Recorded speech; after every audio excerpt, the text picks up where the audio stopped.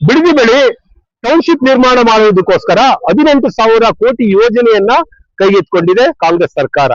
ಈ ಒಂದು ಅಭಿವೃದ್ಧಿಯನ್ನ ಸಹಿಸದೆ ಕುಮಾರಸ್ವಾಮಿ ಅವರು ಈ ರೀತಿಯಾದಂತಹ ಟೀಕೆ ಮಾಡ್ತಿರುವುದನ್ನ ಕಾಂಗ್ರೆಸ್ ಪ್ರಬಲವಾಗಿ ಖಂಡಿಸುತ್ತೆ.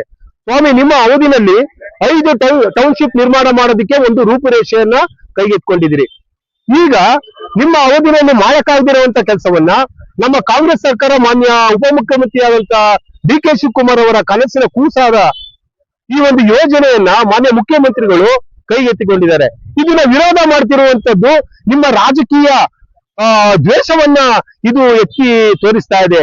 ರಾಜಕೀಯ ವಿರೋಧಿಗೋಸ್ಕರ, ರಾಜಕೀಯ ವೈರಿಯನ್ನ ಸಾಧಿಸೋದಕ್ಕೋಸ್ಕರ ನೀವು ಈ ರೀತಿಯಾದಂತಹ ಟೀಕೆ ಮಾಡ್ತಿರುವುದರಿಂದ ಇದು ಆರೋಗ್ಯಕರ ಬೆಳವಣಿಗೆ ಅಲ್ಲ. ನೀವು ಈ ಒಂದು ಭಾಗದಲ್ಲಿ, ರಾಮನಗರ ಬಿಡದಿ ಭಾಗದಲ್ಲಿ ಅಕ್ರಮವಾಗಿ ಎಷ್ಟು ಎಕರೆ ಜಮೀನನ್ನ ನೀವು ಹೊಂದಿದ್ದೀರಾ ಅಂತ ಮುಂದಿನ ದಿನಗಳಲ್ಲಿ ನಾವು ಬಹಿರಂಗಪಡಿಸಬೇಕಾಗುತ್ತೆ.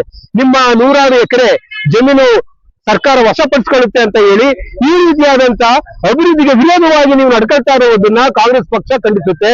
ಮುಂದಿನ ದಿನಗಳಲ್ಲಿ ಸಿದ್ದರಾಮಯ್ಯ ಅವ್ರಿಗಾಗ್ಲಿ, ಡಿ ಕೆ ಶಿವಕುಮಾರ್ ಅವ್ರಿಗಾಗ್ಲಿ ಏಕವಚನದಿಂದ ನಿಂದಿಸುವುದಾಗ್ಲಿ, ಅವರ ವರ್ಚಸ್ಸಿಗೆ ಧಕ್ಕೆ ತರುವಂತಹ ಮಾತುಗಳನ್ನ ಆಡುವುದಾಗ್ಲಿ, ಅವರ ವರ್ಚಸ್ಸಿಗೆ ಮಸಿ ಬಳಿಯುವಂತ ಕೆಲಸ ನಿಮ್ಮಿಂದ ಆಗಿದ್ದೇ ಆದ್ರೆ ನಾವು ಉಗ್ರವಾದ ಹೋರಾಟವನ್ನ ಮಾಡ್ತೀವಂತ ಕಾಂಗ್ರೆಸ್ ಪಕ್ಷ ಇಡೀ ಕರ್ನಾಟಕದಾದ್ಯಂತ ಉಗ್ರವಾದ ಹೋರಾಟ ಮಾಡುತ್ತೆ ಅಂತ ಈ ಸಂದರ್ಭದಲ್ಲಿ ಹೇಳಕ್ಕೆ ಇಷ್ಟಪಡ್ತೇನೆ.